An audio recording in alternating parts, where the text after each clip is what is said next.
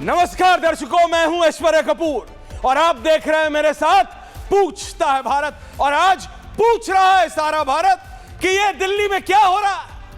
पूछ रहा है भारत कि आखिरकार मेडिकल एग्जाम के नाम पे, एग्जाम देने वाले बच्चों के नाम पे ये क्या हो रहा है। पूछता हूं मैं और पूछता है भारत, ये नीट एग्जाम के नाम पे दिल्ली में, या दिल्ली को नेपाल बनाने की धमकी क्या हमारे बच्चे दे रहे हैं? क्या नीट एग्जाम के नाम पे पुलिस वालों पे अद्धा और चट्टा चलाने का काम मेडिकल स्टूडेंट्स कर रहे हैं? पूछता हूं मैं, जवाब दीजिए और अपने आप से पूछिए। सोशल मीडिया पे 4 आदमियों ने 4 बात कह दी, वो मत मानिए, असलियत देखिए। मुझे मालूम है 2-2 मिनट की 200 अलग अलग वीडियोस होंगी आपके सामने। आपको लग रहा होगा ये कैसी सरकार है, आपको लग रहा होगा ये कैसे लोग बैठे हैं दिल्ली में, आपको लग रहा होगा देखो ये हुजूम आ गया। तो पूछता हूं मैं और पूछता है भारत, 1 नहीं 2 नहीं 3 नहीं 40 ऐसी वीडियो दिखाऊंगा और पूछ रहा हूं आपसे, दिल्ली को नेपाल बनाने की धमकी देने वाले क्या हमारे डॉक्टर हैं? नीट का एग्जाम देने वाले बच्चे हैं ये? बताइए आप, पुलिस वालों पे चढ़ने वाले, उस महिला पुलिस वाले के बाल नोचने वाले क्या हमारे मेडिकल स्टूडेंट्स हैं? मैं नहीं मानता और ना आपको मानना चाहिए। मैं बोलता रहूंगा, शर्मा विजुअल चलाते रहो। ये प्योर राजनीति हो रही है। ये नीट एग्जाम खत्म होने के बाद नीट के मुद्दे को जबरदस्ती खींचा जा रहा है, जबरदस्ती खींचा जा रहा है। मैं बताऊं आपको क्यों? क्योंकि नीट का रिजल्ट आ चुका है, 11 लाख से ज्यादा बच्चे क्वालिफाई हुए, 58% महिलाएं, 58% महिलाएं।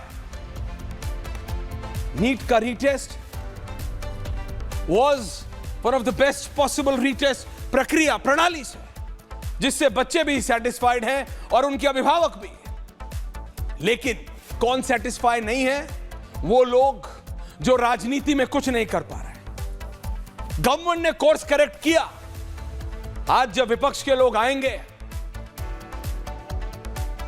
बोलेंगे क्या ऐश्वर्या ये ठीक नहीं कि 150 से ज्यादा पेपर लीक हुए?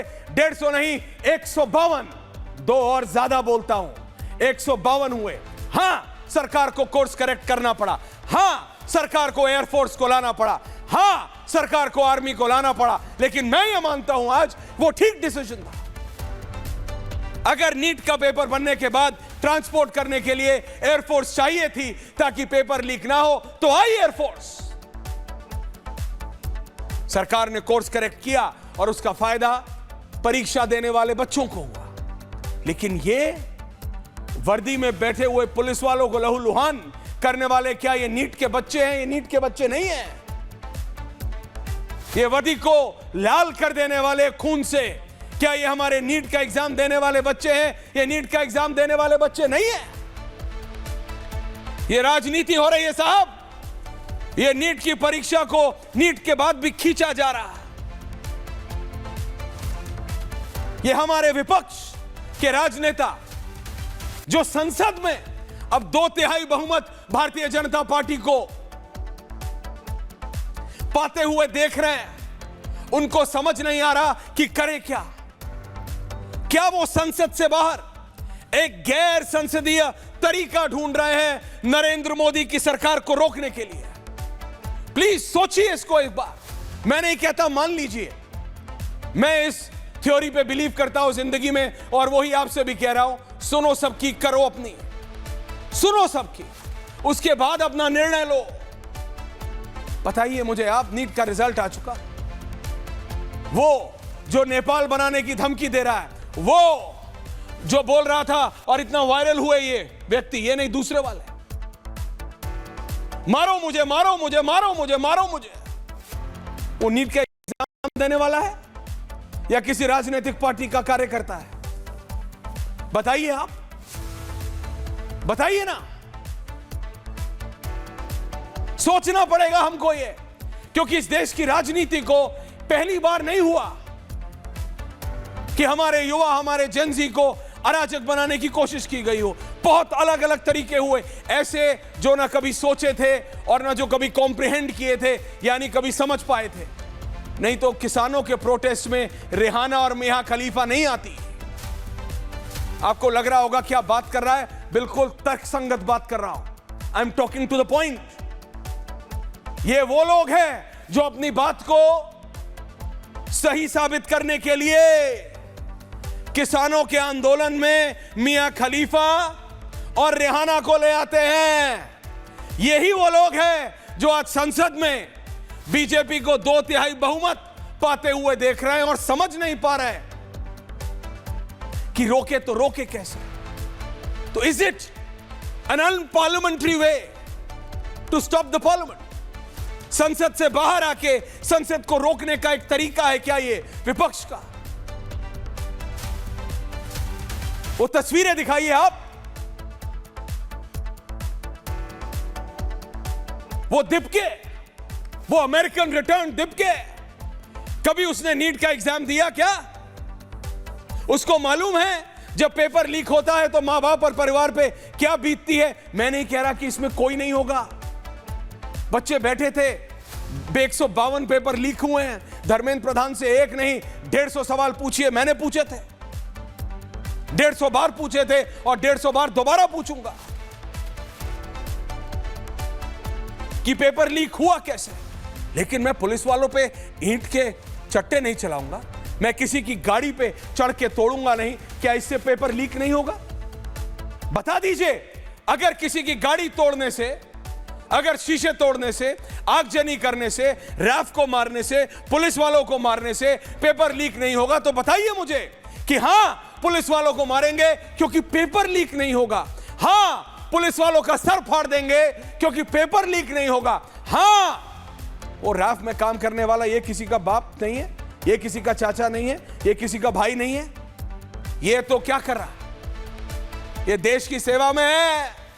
और ये जो लोग अपने आप को नीट पेपर के बहाने से वहां फिलिस्तीन के झंडे से लेके हिंदू मुसलमान करने में लगे हैं, वहां पे वो अपनी राजनीतिक रोटियां सेक रहे हैं। And that's the reality. ये असलियत है। नीट का आंदोलन नीट के रीटेस्ट से पहले था। नीट का रीटेस्ट हुआ, हां या ना हुआ? रीटेस्ट देने के बाद रिजल्ट आया, हां पेपर लीक नहीं हुआ, नहीं हुआ। सरकार पे जोर डाला, हमने डाला। सरकार ने कोर्स करेक्ट किया। कोर्स करेक्ट करके किसका फायदा हुआ? जनता का फायदा हुआ, बच्चों का फायदा हुआ। लेकिन ये पुलिस वालों का सर फाड़ के, रैफ का सर फाड़ के किसका फायदा हो रहा है? इन राजनीतिक पार्टियों का, इस दिपके का, जिसको लगता है अनुराग ढांडा कि ये अगला अरविंद केजरीवाल है, या ये अरविंद केजरीवाल का ही 2.0 है, ये आपका नया राघव चड्ढा है। ये इसको ऐसा लगता है, इसलिए ये कर रहा है। अभी देखिए, 2 सवाल है, इससे पहले मैं आ रहा हूं प्रेम शुक्ला जी, हर्षवर्धन। लोग बोल रहे हैं पुलिस ने लाठी क्यों चलाई, लाठी क्यों भांजी?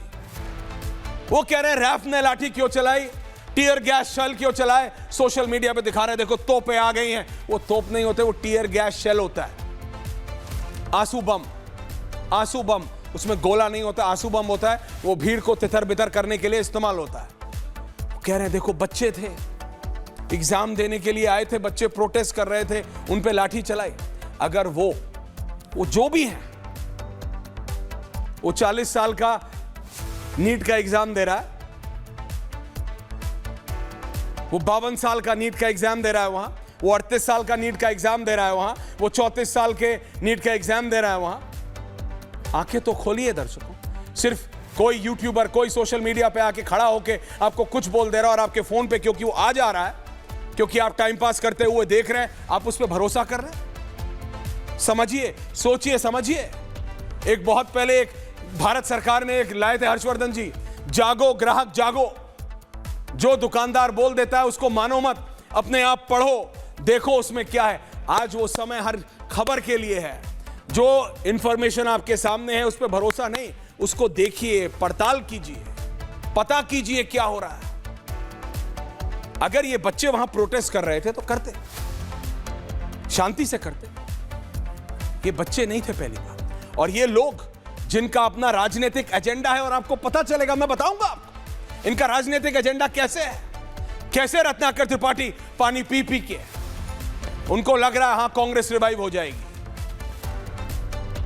कैसे अरविंद केजरीवाल को लग रहा है कि दिल्ली में जो हार गए थे दोबारा मेरे पास मौका है पार्टी को रिवाइव करने का।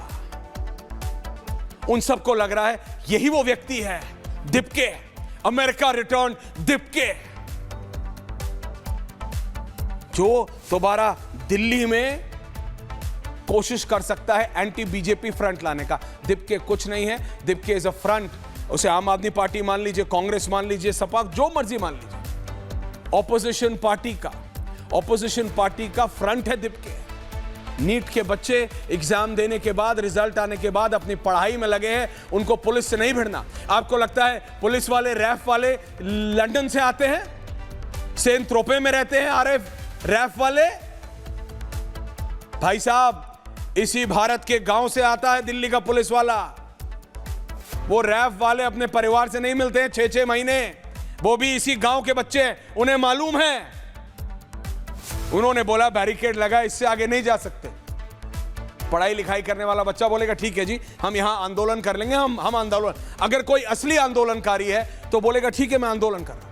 मैंने देखा जंतर मंतर पे 77 दिन से, साल कह रहा हूं, 77 दिन से एक आदमी भूख हड़ताल कर रहा है।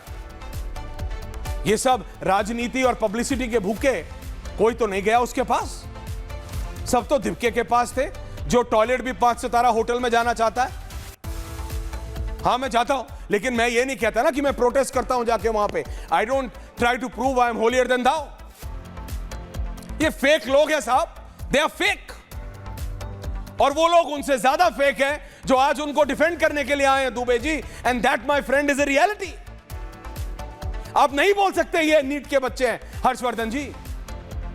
नीट के मुद्दे को खींचा जा रहा है जरूरत से ज्यादा, क्योंकि राहुल गांधी और अरविंद केजरीवाल के हाथ से सत्ता छूट रही है। यूं जैसे हाथ से रेत छूटती है, जैसे मुट्ठी में रेत को बंद करिए रेत छूटती है, वैसे राहुल गांधी और अरविंद केजरीवाल के हाथ से इस देश की राजनीति छूट रही है। And that is the reality. और इसीलिए राजनीतिक काडर को नीट स्टूडेंट्स के नाम पे पुलिस के ऊपर छोड़ दिया गया। 50 से ज्यादा पुलिस वाले, रैफ वाले घायल हैं। आपको लगता है मेडिकल स्टूडेंट्स पुलिस वालों और रैफ वालों को मार रहे हैं? आपको लगता है मेडिकल स्टूडेंट्स किसी की गाड़ी तोड़ेंगे? ये राजनीतिक कार्यकर्ता हैं। इन्होंने बैरिकेड तोड़ा, इन्होंने पुलिस को ललकारा। ये भैया, ये लेफ्ट वाले, विवेक श्रीवास्तव जी, आपको लगता है हमें नहीं पता ऐसा इसमें क्या कर रहा है? आपकी वर्ल्ड रिनाउंड ढपली लेके जो आप कर रहे हैं वहां, वो नीट है। उन्होंने नीट का पेपर दिया है, मेरे से भी बड़ी बड़ी उम्र के हैं, वहां नीट का पेपर देंगे। आप देश की जनता को समझते क्या है? ये तस्वीरें देखिए दर्शकों, एंड देन लेट्स डिबेट। बस मैं सिर्फ ये कह रहा हूं डिबेट शुरू होने से पहले, सुनो सबकी, लेकिन करो अपनी। ये नहीं किसी ने कह दिया तो चल दिए आप। देखिए, ये मेडिकल के स्टूडेंट्स नहीं है। मेडिकल का स्टूडेंट चट्टा नहीं फेंकता, वो पढ़ता है, वो पेपर भरता है, वो कॉपी भरता है, वो डॉक्टर बनता है, वो जान बचाता है, किसी की जान लेता नहीं है। Special report and then we debate.